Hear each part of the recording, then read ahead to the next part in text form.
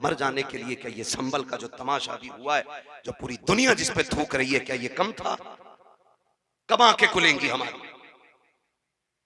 हाँ, 5-5 मुस्लिम बच्चियां गैरों के साथ होटलों में पकड़ी गई।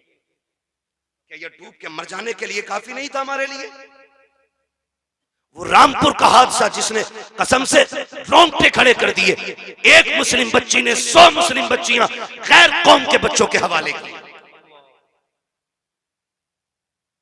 और हम अब भी चोंचे लड़ा रहे बैठ करके।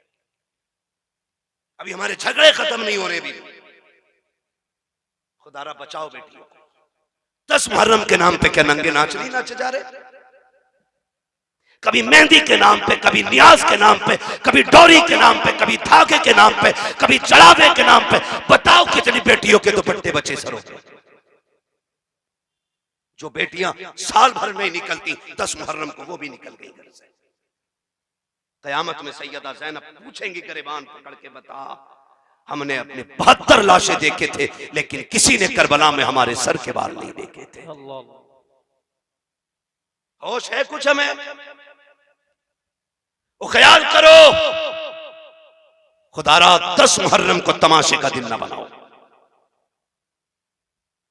अपनी ज़हनी अय्याशी का दिन ना बनाना, वरना कयामत में हुसैन को मुंह दिखाने के लायक नहीं बचेंगे हम लोग। गलत नहीं कह रहा हूं, ये वो कड़वी सच्चाई है जिसने कौम का बेड़ा गर्क करके रख दिया है। आ तुझे बताऊं हुसैन कौन है? सारे शहीद हो गए, एक एक लाश मेरा इमाम उठा के लाया, 71 लाश उठाई है, अपने खेमे के अंदर आए, बैठे हुए हैं। सैयदा ज़ैनब आई, बहन लगती है, बहन है हुसैन की।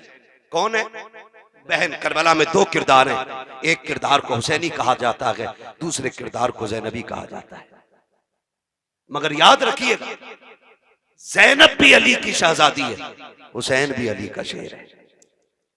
दोनों की परवरिश एक घर में है, दोनों की माँ एक है, दोनों का बाप एक है, दोनों का नाना एक है, दोनों का घराना एक है, दोनों की शानें बड़ी अजीम है। मैं अजमत और शान पे बात नहीं कर सकता, उतना वक्त नहीं है, मुझे अभी लंबा सफर करना। बस इतनी गौर से मेरी बात सुन ले। हुसैन खेमे में, सैयदा ज़ैनब आ गई। हुसैन खैर तो है? क्या बात है? आंख में आंसू थे। कहा क्यों रोए?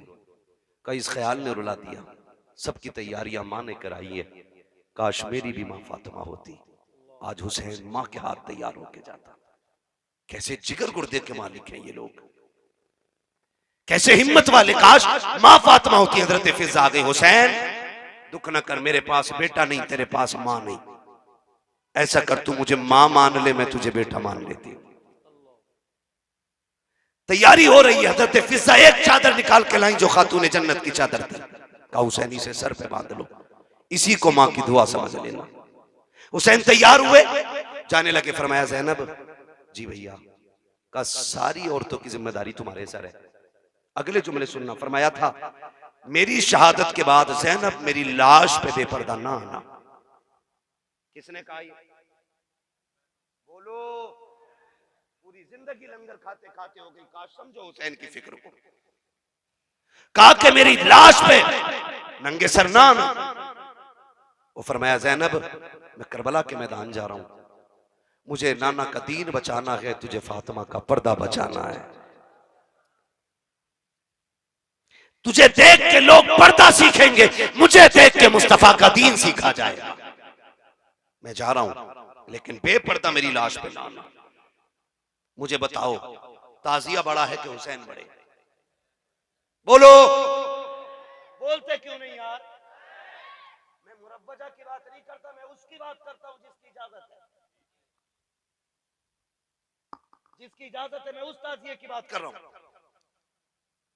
यानी कि मेरे इमाम के रोजे का नक्शा बनाओ तो नक्शे से रोजे के जात बड़ी है। बता तेरा रिश्ता बड़ा है या हुसैन का ज़ैनब से रिश्ता बड़ा है? बोलो। बोलते रहिए ताकि समझ में आए। मैं जानता हूं मैं कड़वा बोल रहा हूं, लेकिन मिजाज ही ऐसा मेरा, क्या करूं। मेरे बदन से ये कड़वाहट नहीं जाती, क्योंकि ना मैं चापलोसों में रहा हूं और ना मुझे चापलोसी आती है। मिजाज ऐसा है, इतना कड़वा बोल के जाऊं ताकि कब्र तक नहीं, आखिरी सांस तक तुम्हें मेरी एक एक बात याद रहनी चाहिए। बताओ रिश्ता मेरा हुसैन से ज्यादा है कि ज़ैनब का ज्यादा है? किसका? ज़ैनब। हजरत ज़ैनब का हुसैन कह रहे आना मत। हुसैन कह रहे बहन मेरी लाश पे घोड़े भी दौड़े ना, तुम्हें पर्दा नहीं छोड़ना। अल्लाह। लाशों के टुकड़े हो जाए, तुम्हें पर्दा नहीं छोड़ना है। ये अहद मेरा इमाम अपनी बहन से ले रहा है। चलने लगे ना तो कहती है हुसैन जरा आओ ना, मैं तुम्हें चूम लूं। हर दिन ज़ैनब हुसैन के हाथ चूमती थी। आज हुसैन बड़े, बहन ने भाई का सीना चूमा। और हुसैन जब भी चूमते थे बहन की पेशानी चूमते थे। आज जब रुखसत हुई तो कलाई चूमी। हुसैन कहते हैं ज़ैनब आज तक तुमने कभी सीना नहीं चूमा, आज क्यों चूमा? फिर आप कहती हैं फिर आपने भी तो कभी मेरी कलाई नहीं चूमी, आज क्यों चूमी? बात बड़े दर्द की है। रिश्ते निभाना सीखो यार, निभाना सीखो। मेरा हुसैन कहता ज़ैनब मैंने कलाई इसलिए चूमी है कि मेरी शहादत के बाद इन्हीं हाथों में रस्सियां बांधी जाएंगी और इतनी सख्त बंदी होंगी कि वो खून छलक आएगा। हुसैन उस वक्त मक्तल में होगा, हुसैन उस वक्त शहीद हो चुका होगा। इसलिए पहले पहले उन कलाइयों को चूम रहा हूं जिन कलाइयों पे दीन की जिम्मेदारी रह जाएगी। कहा तुमने सीना क्यों चूमा? का हुसैन मैं जानती हूं कि तेरी शहादत के बाद मुझे पर्दा नहीं छोड़ना है, तेरे सीने पे घोड़े दौड़ेंगे, मैं पर्दा छोड़ के बाहर नहीं आऊंगी। हुसैन मैं पहले पहले तेरा सीना चूम रही। जब बहन को रुखसत किया हुसैन ने कहा जाओ अब तुम्हारा खुदा हाफिज है।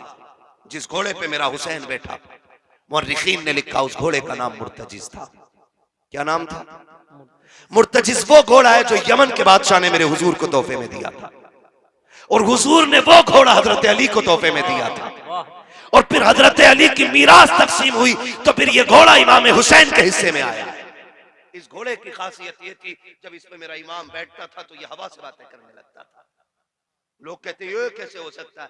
मैंने कहा तुझे पता है हलीमा की बीमार ऊंटनी पे मेरा नबी बैठता है तो वो हवा से ज्यादा तेज चलती है।